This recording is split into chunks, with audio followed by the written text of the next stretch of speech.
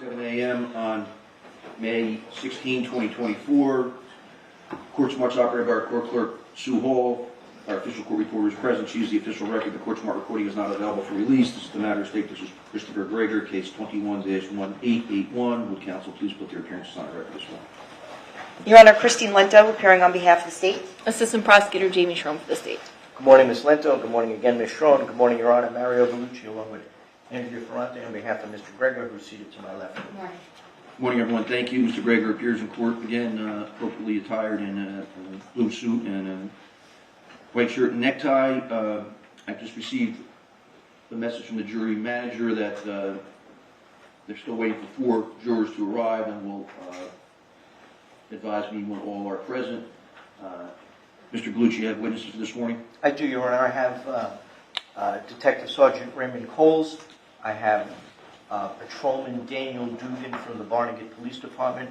I have Patrolman, I think it's Angel Roman from the Barnegat Police Department, and potentially Detective Dennis Micciolo from the Ocean County, I believe he's part of the prosecutor's office, right? Correct. From the Ocean County prosecutor's office. We endeavored, actually, the state endeavored on our behalf to track down the Seabright police officer. They were not successful. We're in the process of preparing a subpoena for that witness and other witnesses from Seabright, all dealing with the same issue. And hopefully we'll have them available next week. Very good. Do you need anything from the court with respect to any hearing on that? I'll be happy to help you with that. Thank you, Judge. All right, anything else from counsel while we're waiting for the jurors? No, Judge, thank you.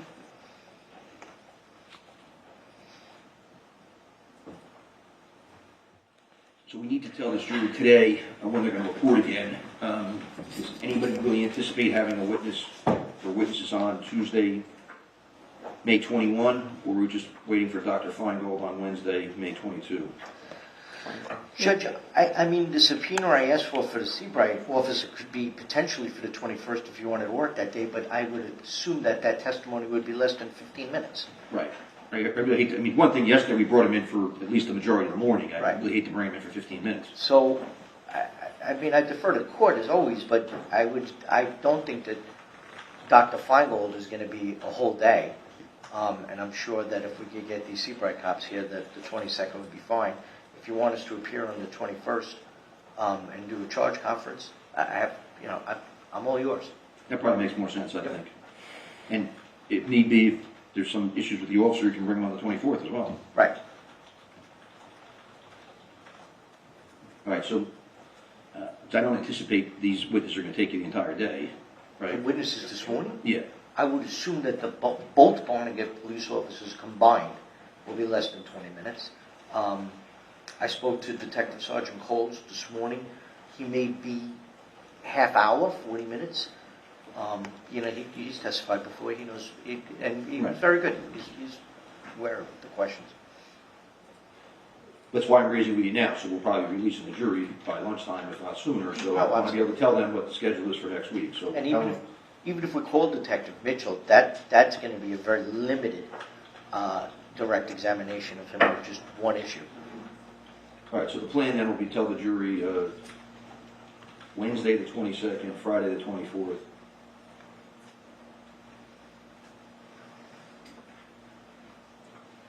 And make sure the jury manager was able to provide any kind of specific correspondence that the jurors need to be able to explain to the employer why they have these non-consecutive days like this, because this is unusual. We don't normally do this, but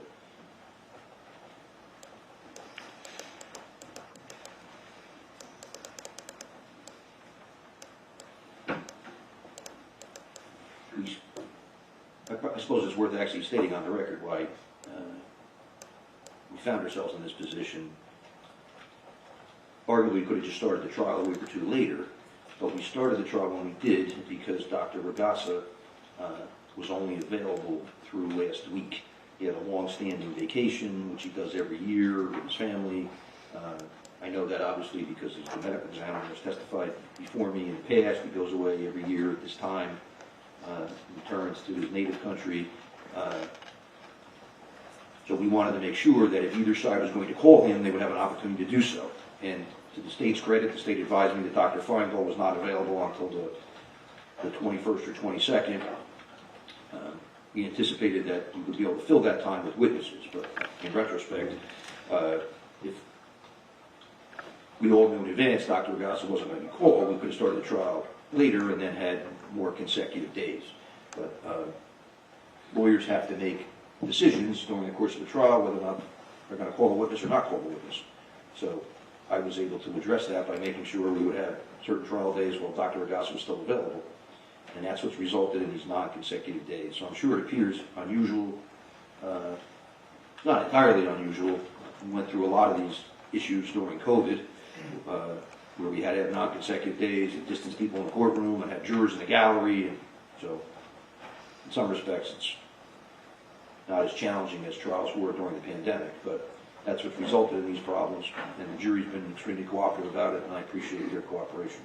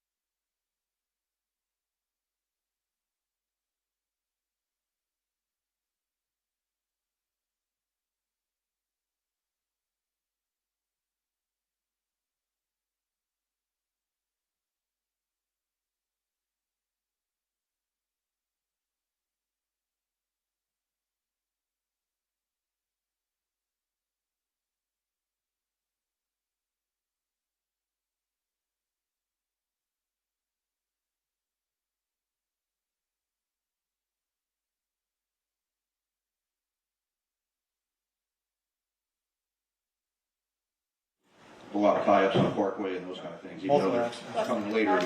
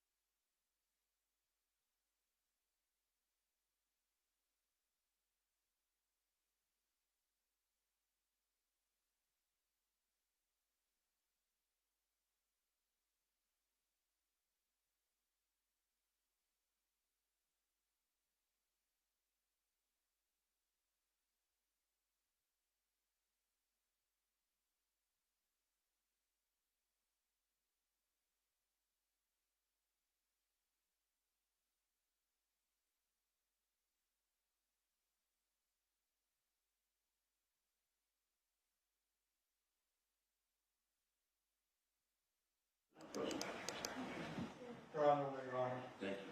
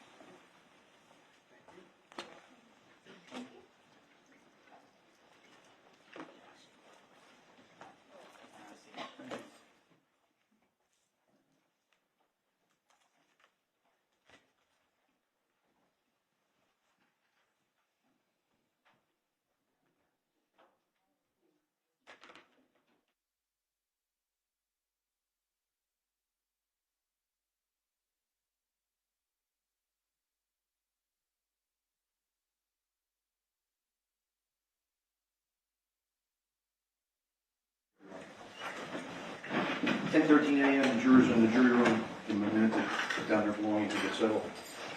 Sorry, I stop. Sure.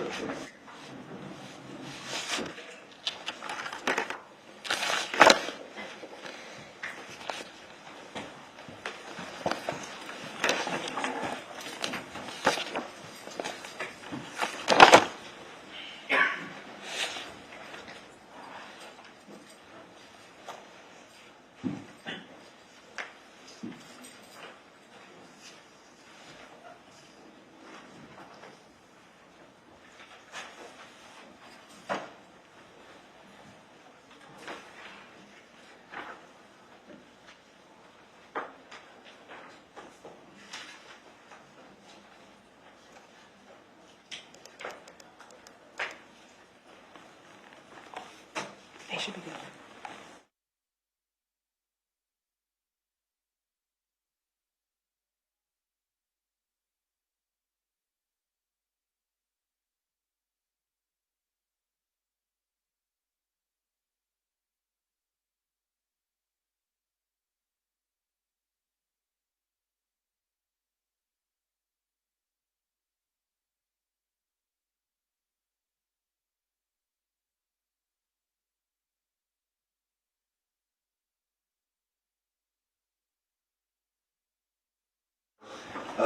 Any concerns or issues we need to address at all?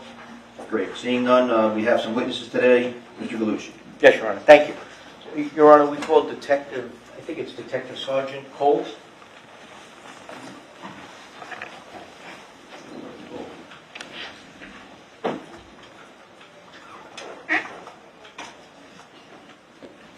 Morning, Sergeant. Come on in. Morning, sir. You raise your right hand. The court reporter will swear you in, sir. Sure. Do you solemnly swear the testimony you're about to give in this proceeding to be the truth, the whole truth, and nothing but the truth? I do. Thank you. Thank you. Take your full name. My name is Raymond Coles, Coles. Thank you. Thank you, Mr. Galucci. Thank you, Your Honor. Welcome back. Thank you, sir. Detective, is it Detective Sergeant, Detective, or Sergeant? If you want to address you properly. Sergeant's fine. All right. Thank you. Sergeant Kohl, you testified for the state that you were given certain tasks that they asked you to complete. Am I right? That's correct. Okay. And one of those tasks they gave you was number 2, task number 2, right? Yes, sir. And before you testified this morning, you and I had an opportunity to meet. We did. All right? And we discussed task number 2. We Am I did. right? Mhm. And you actually prepared some paperwork knowing basically what I was going to be discussing with you today, right? That's correct. Okay. So, in task number 2, I believe they asked you to identify a device, whether a device was powered on or off between the evenings of April 2nd to the afternoon of April 3rd, 2021. Am I right? That's pretty much right there, yeah. Okay. And which device was that? It was Mr. Gregor's Apple iPhone 11. Okay. And do you know how you became, well, it became in possession of your office? It was turned over to us, I believe, by Detective Micciolo from the prosecutor's office. They believe he received the phone from the Alcoa Police Department. Okay. So, to your knowledge, it was recovered somewhere in Alcoa and Detective Mitchell took That's correct. possession. Okay. And at some point you testified that in order to answer their question, you went to something called the Knowledge DB database. Sure, the Knowledge C database. And can you explain to the jurors once again what that is? Sure, the Knowledge C database is in reference to essentially event logs on the iPhone, tracking different activities of what the phone's doing, applications being utilized, system services such as the device being unlocked or put in airplane mode, which we looked at for this question. So, and when you looked at the device, I believe you testified for the state that you noticed that the phone was locked and unlocked numerous times between April 2nd and April 3rd. It was. Correct? Okay. Now, in addition to the Knowledge C, is it called? That's correct. Knowledge C, you went to something, I believe, called the Routine D, or... Objection, leading. They've all been leading. Well, he's a witness for the state called by the defense, so under Rule 611C, you're allowed to lead a witness associated with your opposing party, so it's overruled. Thank you, Judge. So, in addition to the Knowledge C log, you also went to something called the Routine D, or Cache Light. Am I right? Yeah, Okay. that's correct.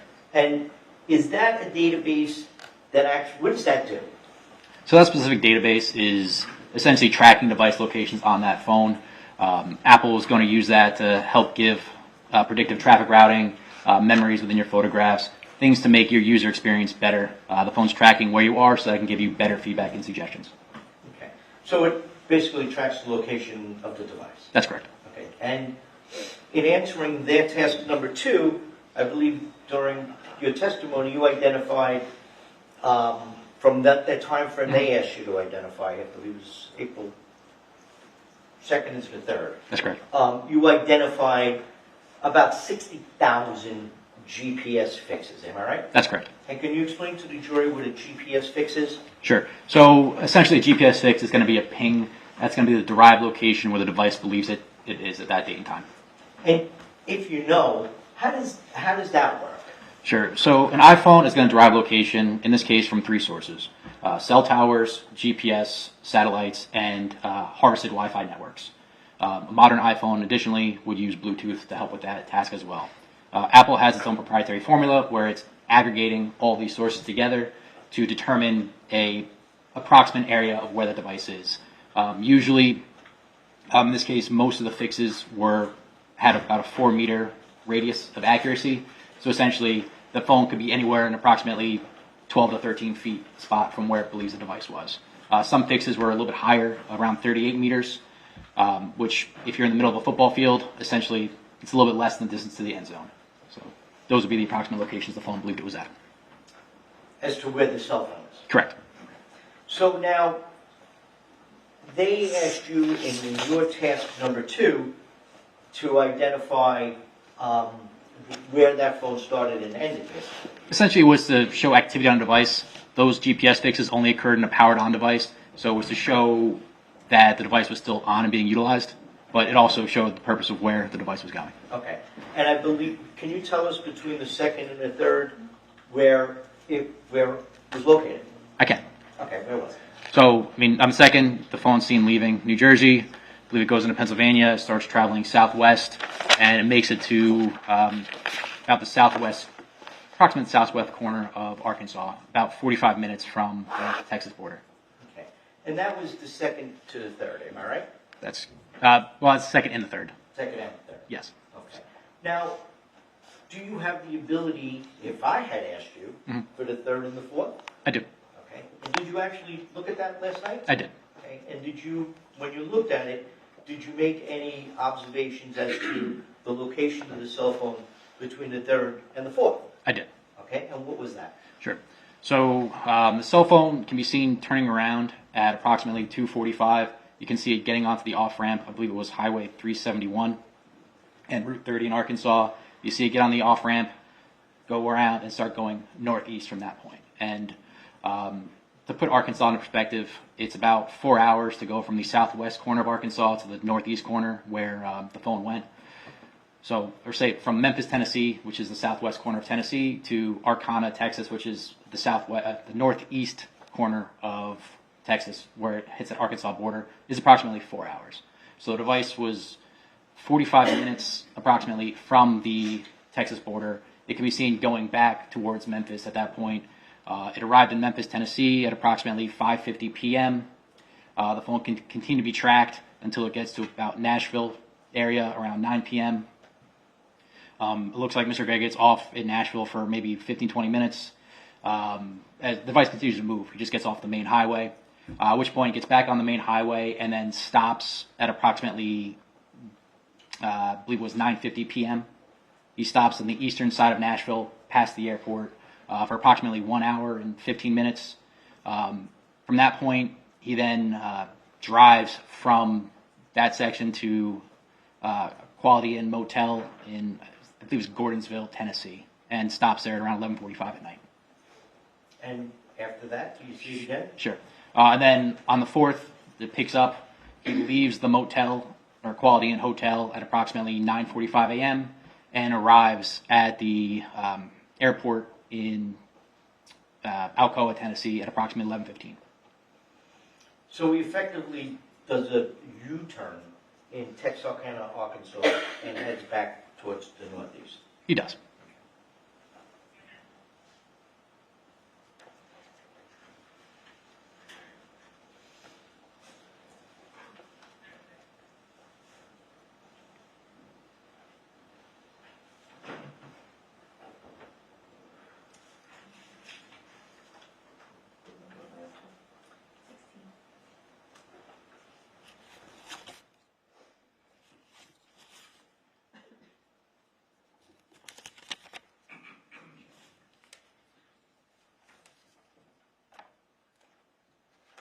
May I just?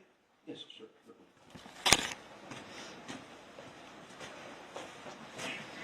I'll show you a map that I had shown you previous to you testifying. Do you recognize that? I do. Okay. That's Defense Exhibit D16.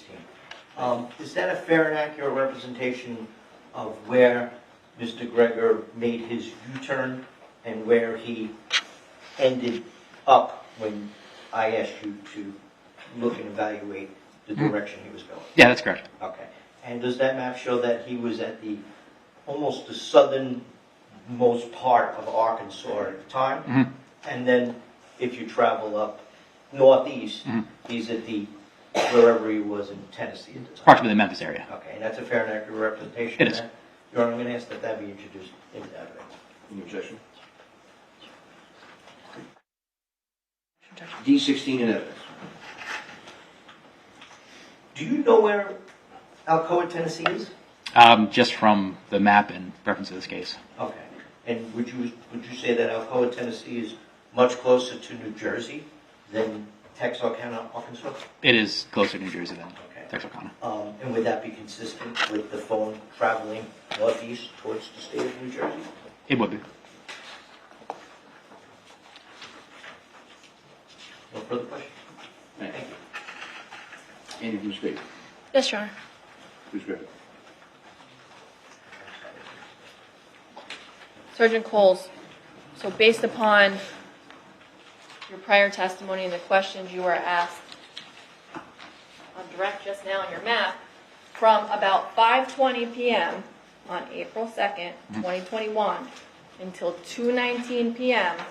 on April 3rd, 2021, that phone and that defendant were traveling away from Southern Ocean Medical Center. That's correct. And so about 24 hours, that phone is going away That's from correct. Southern Ocean Medical Center. Okay.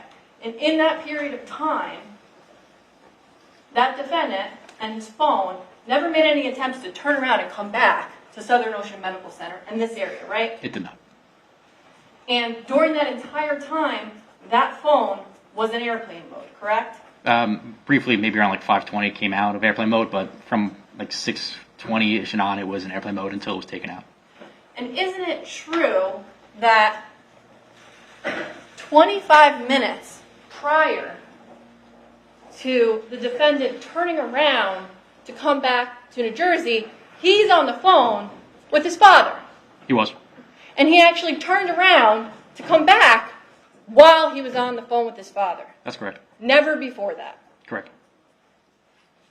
Now, at that point, he's 45 minutes from the Texarkana border in Texas, right? Yes.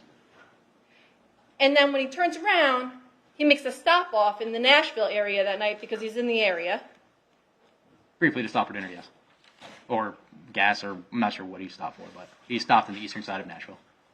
And based upon your understanding of basic geography, from the point that he was in Arkansas, he could have been in Mexico by Easter, correct? Objection. It's speculation. He could have been in Uruguay. That's sustained unless you can lay some foundation for that. I have no other questions. Any readback?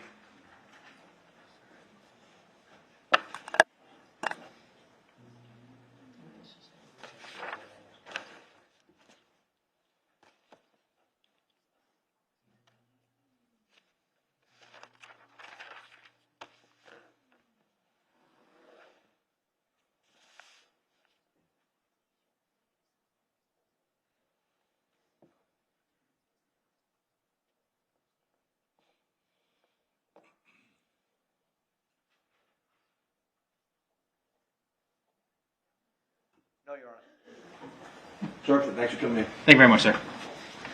Your exhibit. Thank you, sir. Thank you. Thank you.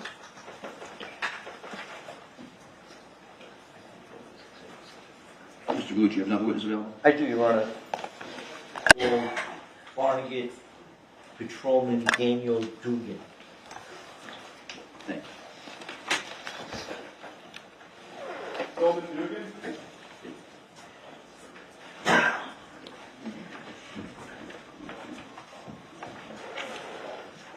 morning, Officer. Good morning. Good morning. You remain standing, raise your right hand. The court reporter is actually swearing in, sir. solemnly swear or affirm the testimony you're about to give in this proceeding will be the truth, the whole truth, and nothing but the truth? Yes. Have a seat. Say your full name and spell your last name. Daniel Dugan, Dugan. May I inquire, Judge? Sure, go ahead, Mr. Gallucci. How are you, Officer Dugan? Good, how are you? I'm fantastic, thank you. Who do you work for?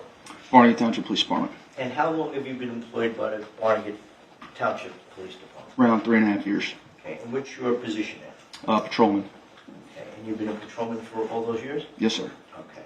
Did there come a time on March 28th of 2000, were you working on March 28th of 2021? Yes. Okay, and what were you doing on that day? I was on patrol on the evening shift, 2 p.m. to 12 a.m. Okay, and were you working with a partner on that day? Yes, sir. And who was that? Patrolman Angel Roman. He was my FTO officer. What's that? Field training officer. I ride around with him for 5 weeks to understand Barnegat's policies and procedures and how they handle everyday patrol calls for service. So you were training him? He was training me. He was training you? Yes, sir. Okay. On that day, did you have occasion to meet Christopher Gregor and his son Corey? Yes. Okay. And can you tell us about what time that was? I don't recall exactly. Okay. Do you recall why? Why I don't remember the time? No, why you met with Mr. Gregor and his son Corey? For a welfare check. Okay. So, did you meet with them? Yes. Okay. And where did you meet with them exactly? At Mr. Gregor's apartment. Okay. And that's in Barnegat? Yes, sir. Okay. And when you met with them, did you make any observations of Corey? Yes. Okay. And what observations did you make of Corey? Saw some bruises to his legs, arms, and hips. I also saw a minor laceration to above one of his eyebrows. I forget what eyebrow exactly. While they were in the stairway leading up to the apartment. Okay. Now, when you spoke to them, did you speak to both of them? Yes. Okay. And after you spoke to them, did you have any opinion? Objection, Judge. Can you cross over on that? Okay.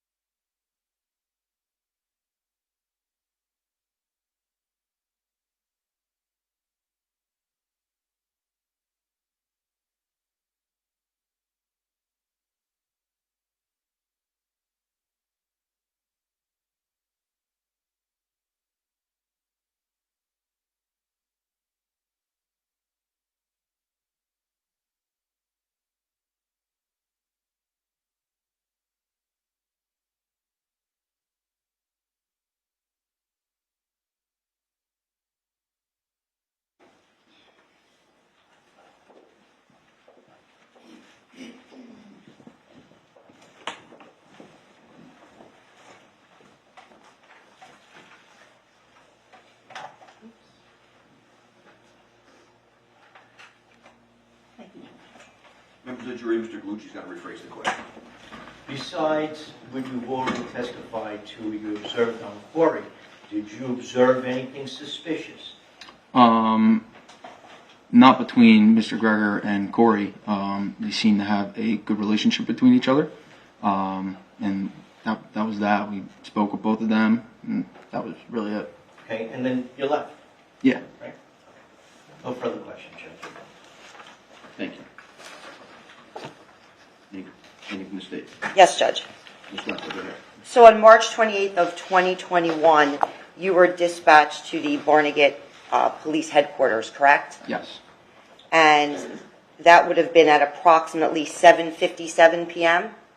I don't recall exactly, but yeah. And when you got there, you spoke to a Brianna Micciolo, correct? Yes. And Brianna is the mother of Corey Micciolo, Yes. and Brianna had made a complaint regarding bruises on her son. Yes. And based upon your conversation with Brianna, you went to 900 Barnegat Boulevard, correct? Yes.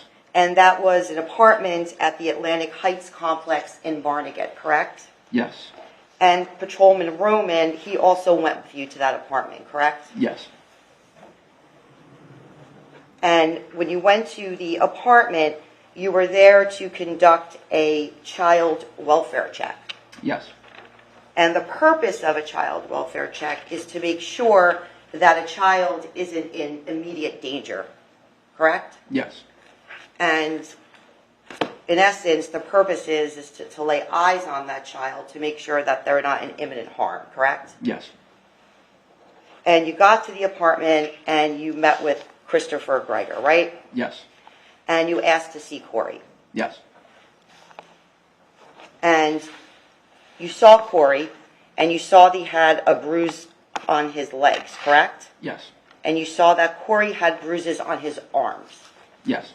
You saw that Corey had a bruise on his hip. Yes. You saw that Corey had a bruise on his chest. Yes. You also saw that Corey had a laceration above his eyebrow, right? Yes. And you spoke to Christopher Gregor at the apartment. Yes. And you also spoke to Corey, right? Yes. And when you spoke to Corey, you spoke to him in the presence of his father, correct? Yes. And you didn't separate Corey from his father when you talked to the defendant, correct? No. And based upon your immediate observations, Corey did not appear to be in distress at that moment, except for your observations of the bruises, correct? Correct. And you had no idea when you were at that apartment that there had been this video with the defendant interacting with his son on a treadmill, correct? Correct.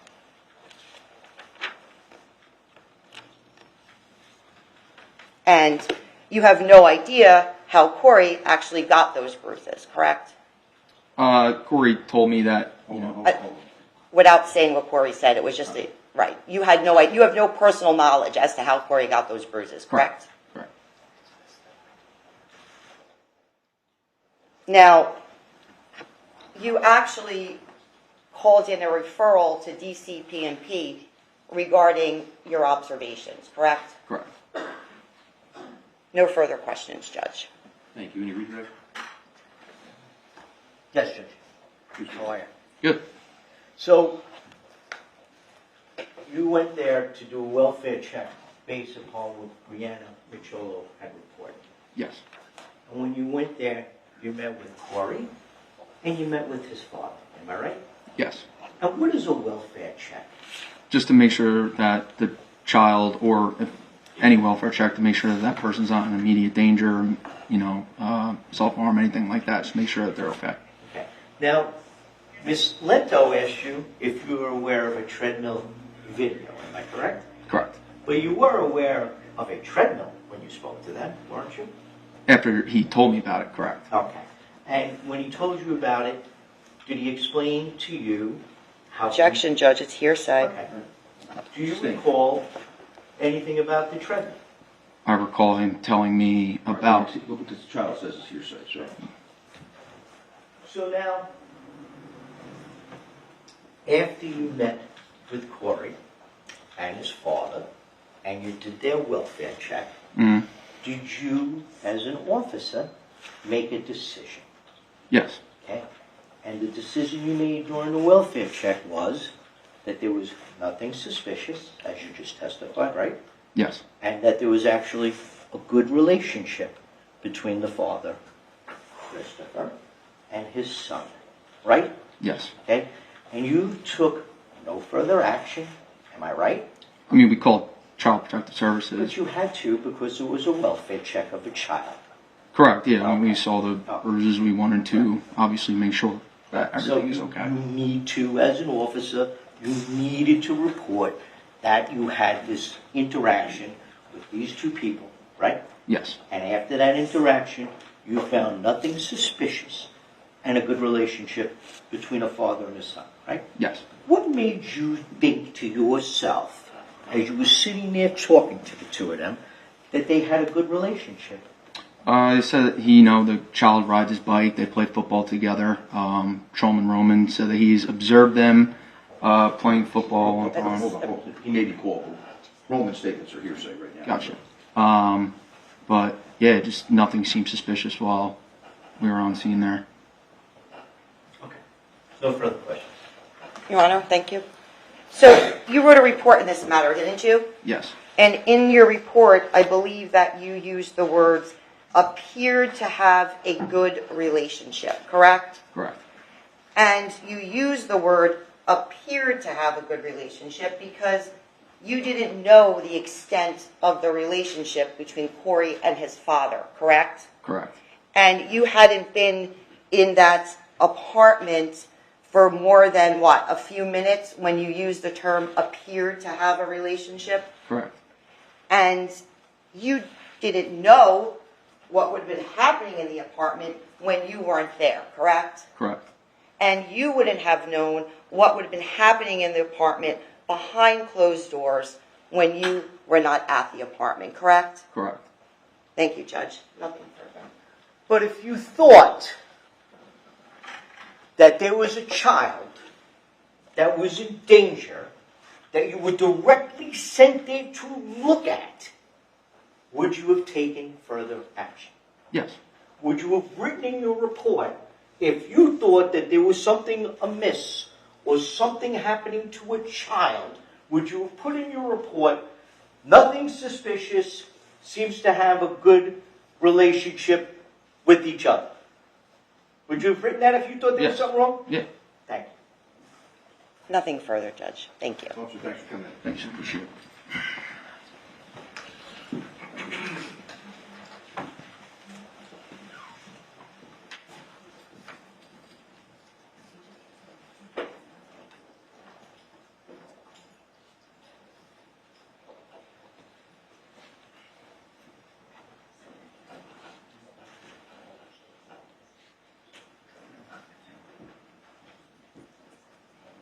Mr. Galucci, you have another witness? Oh, I'm sorry, Judge. Yes, I call Patrolman Angel Roman. Thank you. Patrolman Roman?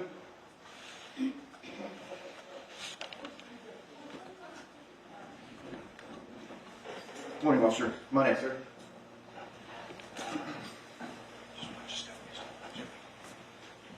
If you could raise your right hand, the court reporter is going to swear you in, sir.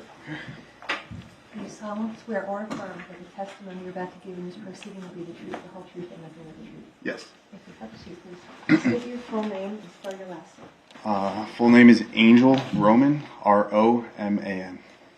Thank you. Mr. Galucci. Thank you. How are you? Good, how are you, sir? I'm good, thank you. So, Officer Roman, who are you employed by? Barnegat Township Police Department. And how long have you been employed by the Barnegat Township Police Department? Just under 10 years. 10 years. In March of 2021, were you assigned an assignment to train another officer? Yes, sir. And who is that? Patrolman Dugan. Okay. And you just walked out of here, right? Yes, sir. Okay. So, when you were training Officer Dugan, let me direct your attention to March 28th of 2021.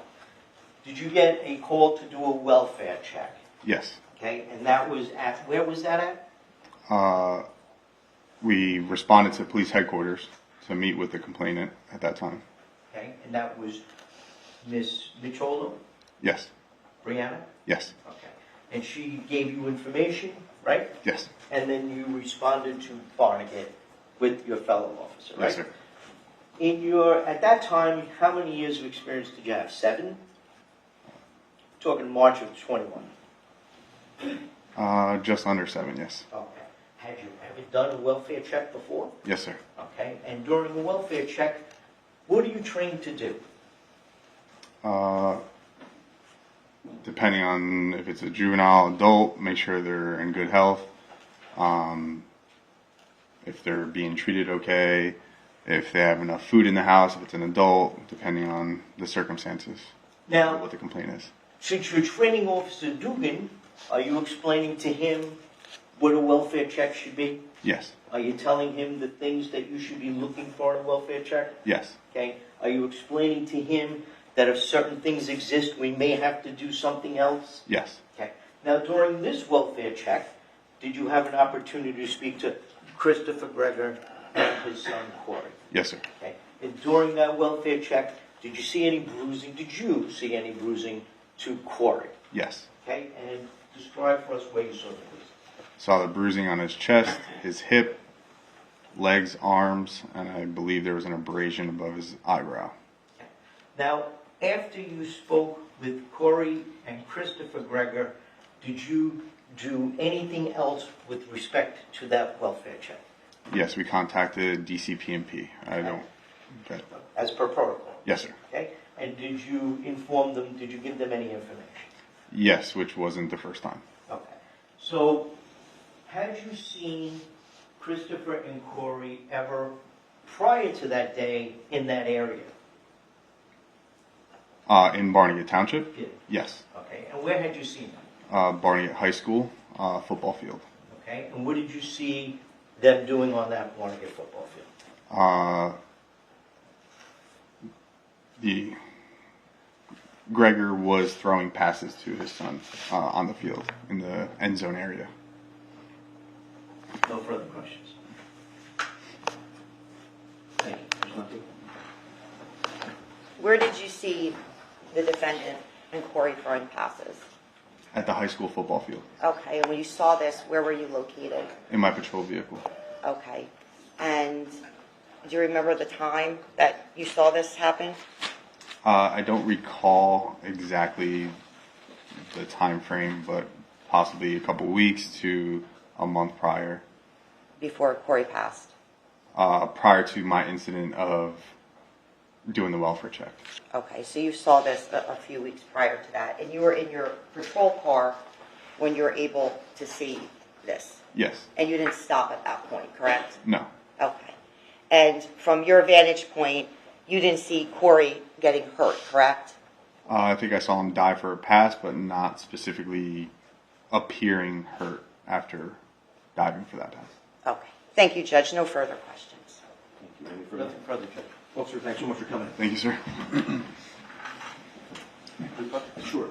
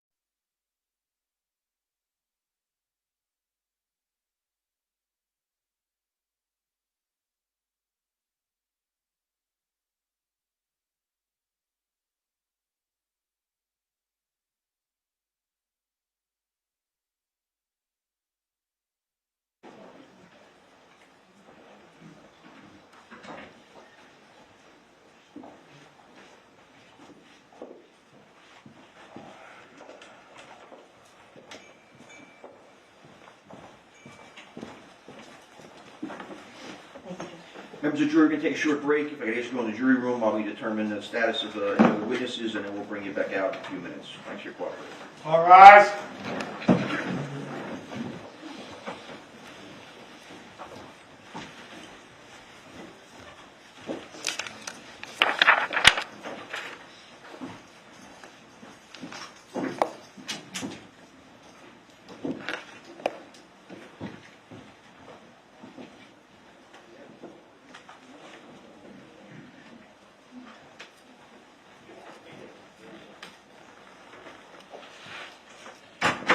All right, it's 10:48 a.m. Jury's in the jury room. Anything from counsel outside the jury's presence, or you just need a couple minutes? Just a couple minutes, Judge. Anything to state? No, Judge, thank you. All right, I'll step off. Let me know when you're ready. All rise. Please step out.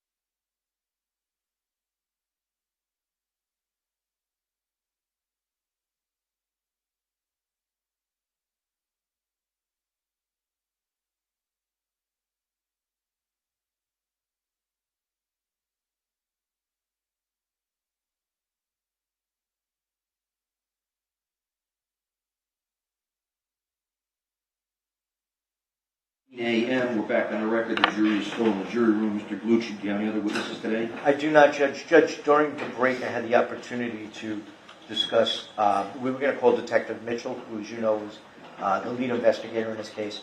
I had, my client had, whatever.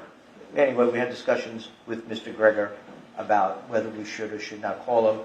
He engaged in conversation with me and Ms. Ferrante, and then I discussed what I was going to talk to Detective Mitchell about with Detective Mitchell, and after that we decided we're not going to call him as a witness. So we're done for the day. And you had a sufficient opportunity to be able to review all that and confer with your client and make that strategic decision? Judge, you gave me more than enough time, and I had more than enough time to speak to Mr. Gregor, not only today, but on previous occasions.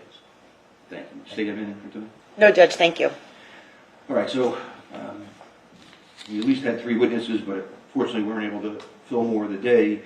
We'll release the jury from today through Wednesday, we agreed, the 22nd, right?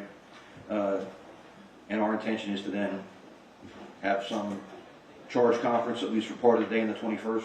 That's fine, Judge. All right. Any objection? I tell the jury we may be doing that just because you're entitled to know the charge in advance, so we don't sway. I tell the jury I'll probably have the lawyers in, ladies and gentlemen, I'll start coming with the jury charge with them, and this way it can be ready at the time of summations, so we don't have any delays at that time. Judge, I think it's best that you do that, and they know that we're Working. endeavoring to continue in a timely fashion. All right, so then we tell the jury the 22nd, the 24th, and then after morning, right? Yes. All right, anything further before we bring them out? Well, we'll talk afterwards. Afterwards, we'll talk. 11:20 a.m. jury out. Jury out. Oh, I should be all done. Just a second. Wait, don't join the bell. Well, you don't want to make them wait then. We don't. I always feel bad making a person feel like they're coming out at the. Wait.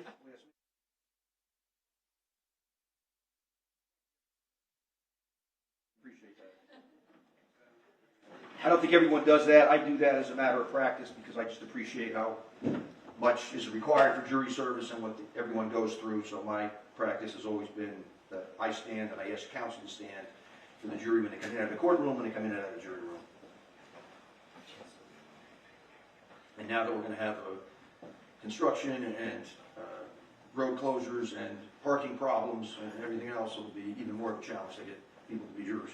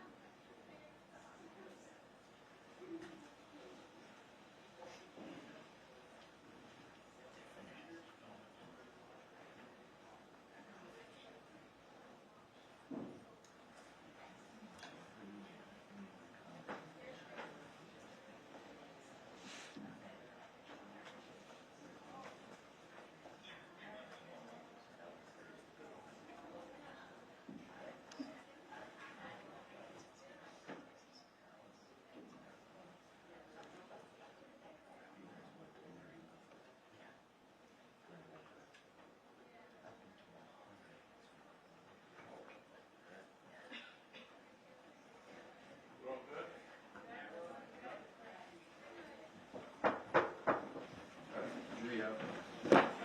11:22.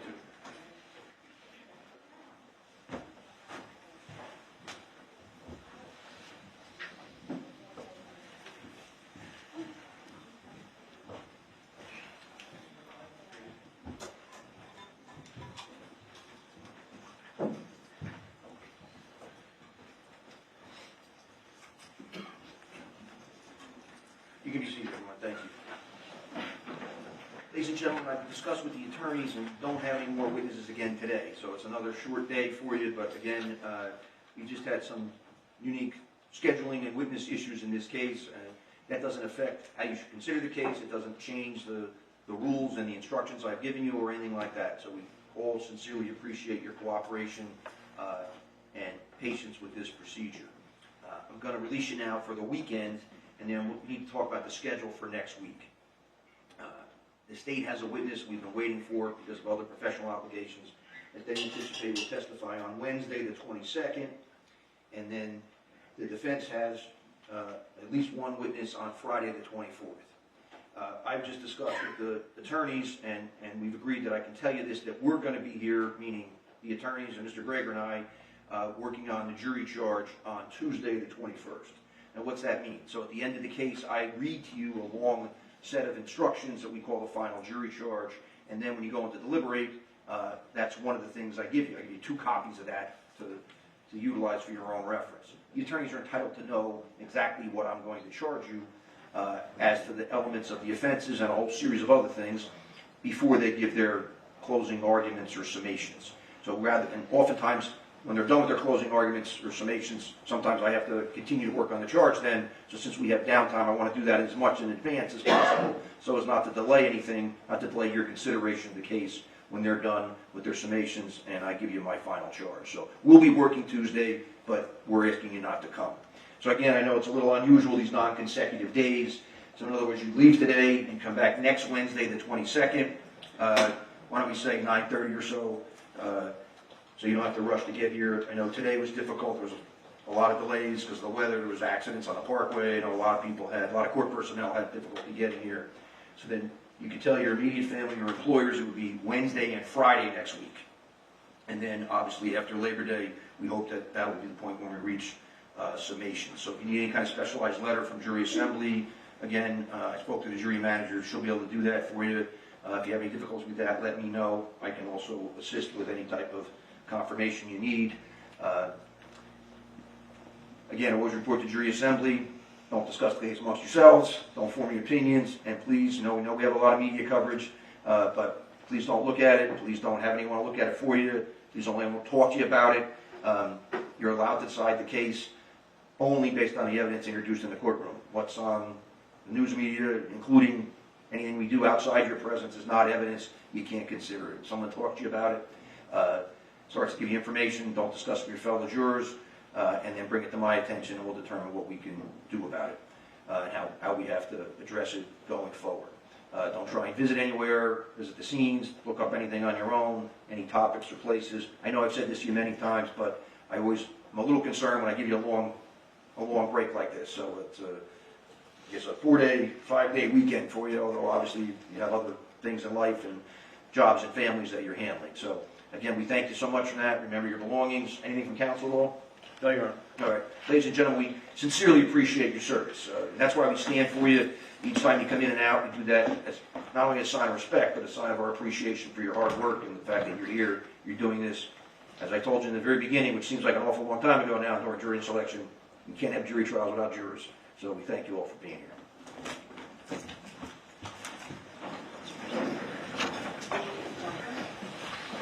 I'm getting good here. You're welcome. Thank you. You're welcome.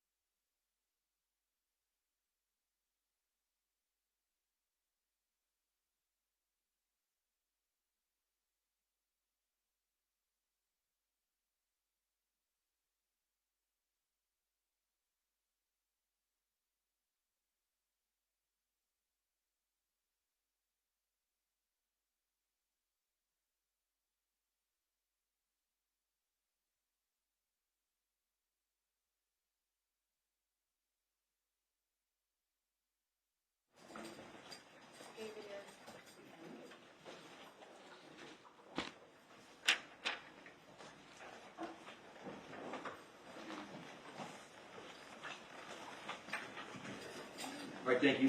Everyone, please be seated. It's 11:28. The jury's out of the courtroom.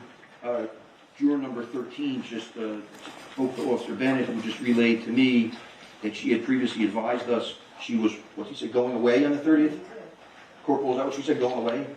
A wedding, she had a wedding? Oh, a wedding, that's right. She told she had a wedding, but she thought that she would have to leave by late in the afternoon or something like that, right, by 3 o'clock? All right, and we still have enough that if she needed to be excused at that point, we still have 15, so, but I'm glad she reminded us of that. So if the jury can get the case on Tuesday the 28th, then we'll make a decision. They're still deliberating on the 30th, how we address that then? Or do we just agree she's an alternate or something like that, or? You want to talk about that? Let me just, I like every option that you've given me just now, but let me just discuss with Mr. Gregor and get his input, and I'm sure we could. Right, you don't need to give me an answer today, Right. it's something you talk about next week, obviously, so. Absolutely. But fortunately, we picked 16 and we still have 15, so. All right, is there anything else you want to discuss today? Judge, I did want to discuss, in light of us watching the video from Alcoa yesterday and anything else, and I've mentioned this to counsel and the court in the past, if the defendant chooses to testify, there are a number of things that the state can use on cross-examination, including, it's the state's position, that video. It's statements from the defendant. That would be an appropriate use of the video to use statements by the defendant on cross-examination. There's not just that video, but there's a number of other things, especially things in the defendant's cell phone. I brought one subject to a 404B analysis, perhaps to the court's attention, but there's things that wouldn't be subject to 404B, just things, I guess, that are subject to 104C. So I just wanted to bring to the court's attention how we're going to handle that. I don't know if he testifies what he's going to say, so I can't bring it to the court now. I don't really know what's going to become relevant, but I just wanted to continue to preserve the state's right to use the statements made on that footage, the statements that he's making anywhere that may become relevant, that the state may use those. Any response, Mr. Bruce? I've been trying to get that Alcoa video in for the last week, so if he testifies, and Well, it would be the statements that he makes on the video. I mean, even if you have someone that gives a custodial interview and it's later suppressed because Miranda rights weren't properly administered, the defendant testifies, he could still be cross-examined or impeached by the voluntary statement he gave, even if it wasn't appropriately warned, right, appropriately Mirandized. So, I mean, generally that's accurate. Obviously, if there's something irrelevant or not probative of his alleged guilt in this case, then it may not let it in. But, for instance, whether he was arrested for marijuana once is likely not coming in, but there's a variety of other things on there. So, we'll hold a hearing outside the presence of the jury on the defendant's testimonial election. There's no prior convictions which he can be cross-examined on, correct? Correct. So, obviously, but he can be cross-examined on the statement. So, Judge, I would anticipate that his testimony, when he testifies, is going to be lengthy. I don't know how lengthy my direct examination is going to be, but I would assume, and I'm not telling them how to prosecute the case, but I would assume, based upon Schron's statement just now, that there's going to be a very long, it's going to be a long day when he testifies. So, and I know Dr. Bond, Dr. Bond's not going to be a whole day, obviously. He's probably going to be as long as Dr. Andrew was. So, if he testifies on Friday, which is what we plan on doing after Dr. Bodden, he could potentially go into Tuesday. what happens, happens. All right, so Mr. Gregor, I'm going to just give you some advisements now. You don't have to answer me today. This is going to be a preview of what we're going to do. At some point towards the end of the case, likely after Dr. Bodden's testimony, and outside the presence of the jury, we're going to hold a hearing called your testimonial election hearing. I'm going to make certain advisements to you, and then I'm going to ask you if you had an opportunity to confer with your attorneys and ultimately what decision you've made. But to give you some advance notice, it's my practice to always do this earlier in the case. So at the end of the state's case, and likely towards the end of the defense case, and outside the presence of the jury, I'm going to advise you the following. First, you have a constitutional right to testify or to not testify on your own behalf at this trial. I'm going to ask if you understand that right. I'm going to advise you that if you elect not to testify and thereby exercise your constitutional right to remain silent, no one may comment to the jury on your decision not to testify. Not the judge, and certainly not the prosecutor. I'll ask if you understand that. If you choose not to testify, there's a charge that I can give to the jury.